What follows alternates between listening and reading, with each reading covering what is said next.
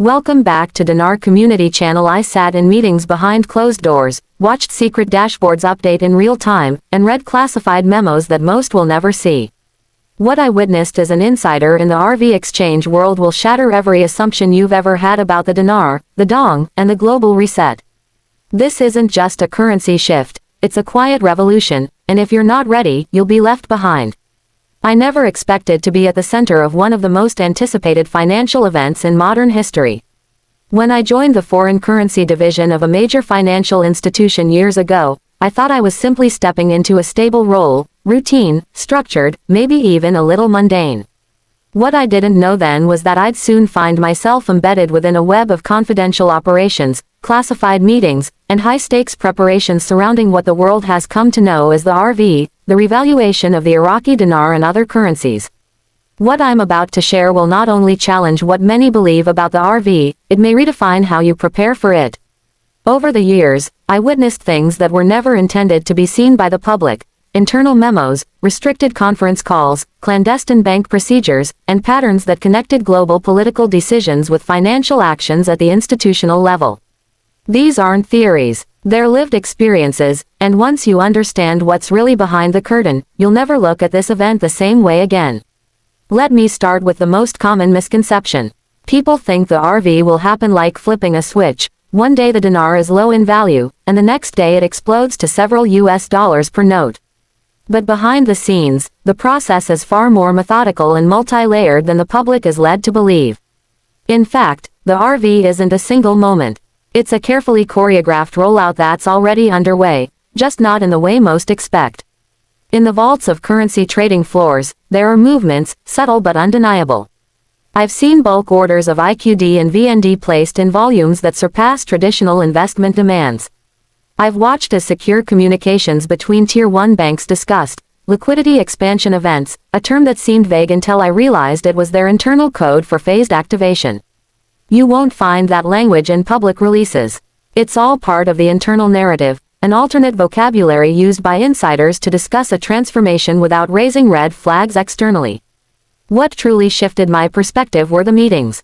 Quiet, behind closed doors, often scheduled under generic titles like Global Asset Alignment Briefing. In one such session, a representative from a multinational bank laid out the timelines for what was referred to as controlled disbursement flow, a sequence of liquidity events coordinated across time zones and regions. They spoke about depegging currencies, realigning IMF asset baskets, and preparing internal staff to handle non-disruptive high-yield conversions. I remember vividly a senior executive from a US-based banking giant laying his pen down after a tense 45-minute call and saying to no one in particular, "Once this thing goes live, it won't just be about money. It'll be about control." That one sentence stuck with me. It was the moment I realized the RV was bigger than profit. It was about power, economic, political, and psychological. Another shock came when I discovered the segmentation strategy. Not every exchange will be equal. Some clients, those labeled as Tier 1 participants, will be offered preferential rates, expedited appointments, and dedicated wealth transition teams. These individuals aren't necessarily famous or wealthy.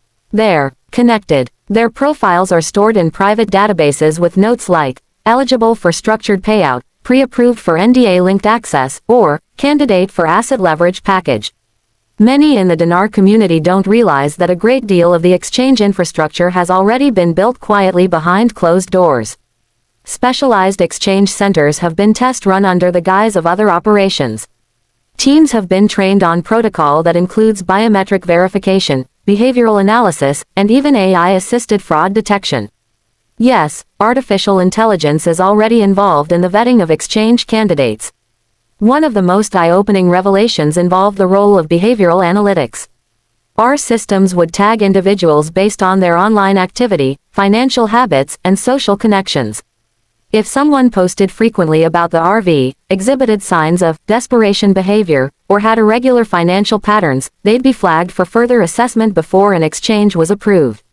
It's a silent filter, designed to weed out those perceived as unstable exchange risks. And here's a detail very few know. The banking systems involved have shadow dashboards. These are not visible on public interfaces or even on the main corporate side. They're secured environments used by only the highest clearance operatives. On these dashboards, projected exchange windows, global currency adjustments, and regional liquidity status can be seen in real time. It's a surreal experience watching these numbers update, knowing that the general public has no idea how close, or how delayed, the event might be. There's also the issue of security. The RV isn't just a financial operation, it's a national security concern. I've been present during simulations conducted in collaboration with federal agencies to anticipate outcomes in the event of an uncontained revaluation. These exercises model the effects of rapid wealth redistribution, market disruption, crime surges, cyber threats, and even domestic unrest. This is why so much of the RV's rollout is based on control, not just speed. Confidential files I reviewed included anticipated psychological responses to sudden wealth, elation, denial, paranoia, impulsivity. The system is built not just to facilitate exchanges, but to manage human behavior in the aftermath. Some teams have quietly partnered with psychological consultants to design post-exchange support. You won't find that advertised. But I've read those reports. They speak of post-exchange syndrome, a term used to describe the disorientation many are expected to feel when theoretical wealth becomes tangible reality. But perhaps the most stunning realization came when I learned that not all currencies being revalued are being treated equally. Some currencies, like the Iraqi Dinar, are being positioned as strategic leverage tools for global realignment. The VND, for instance, was discussed in meetings as a companion currency, not because of its economic potential, but because of its role in testing cross-border response dynamics. It's not just about value. It's about influence. So where does that leave the average person holding these currencies? Let me be blunt. Most people are underprepared. They've been led to believe that the RV is a jackpot, not a test. But in the halls of power, it's treated as a restructuring event, an opportunity to shift control, not just redistribute money. The systems in place are designed to reward the compliant, the discreet, the disciplined. Those who enter this event emotionally, reactively, or unprepared will likely lose more than they gain. Here's something else I rarely speak about. During one internal review, I was asked to assess a list of early exchange candidates. One man stood out, not because he had a large holding, but because he'd submitted a detailed exchange plan, complete with tax strategies, philanthropic goals, and long-term investment models. That plan wasn't just reviewed, it was circulated as a best practice example. Quietly, a senior official said, "This is the kind of person we want to support." Let that sink in. Strategy, not emotion, earns access. And NDAs, they're real, not just legal jargon. Some NDAs being used in select exchange scenarios include clauses that restrict public disclosure for a decade or more. Others include clawback provisions, meaning if someone violates terms or misuses funds, their assets can be seized post-exchange. I've seen it happen. One case involved a woman who leaked private exchange details online. She received a visit, not from the bank, but from federal agents. She was told that if she didn't sign a reclassification agreement, her entire exchange would be reversed. It was a sobering moment for our team.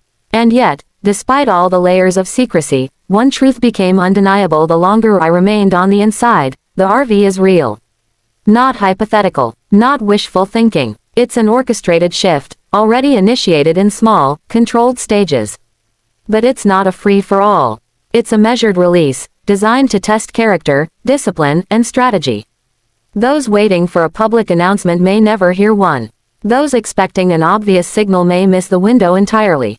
In truth, the RV doesn't begin when the rates change. It begins when you prepare like it already has. And that's where I leave you, not with speculation, but with clarity born of first-hand observation. I walked the halls, I read the memos, I watched the dashboards, and I know that the future belongs to those who act wisely in silence, rather than loudly in ignorance. So if you're holding dinar, dong, or any other currency with anticipation, ask yourself not when it will happen, but whether you're ready when it does. Because the moment will not wait for you. It will not announce itself. It will simply arrive, quietly, powerfully, and without mercy for the unprepared. That's what I saw, and it changed everything. Like and subscribe for more videos.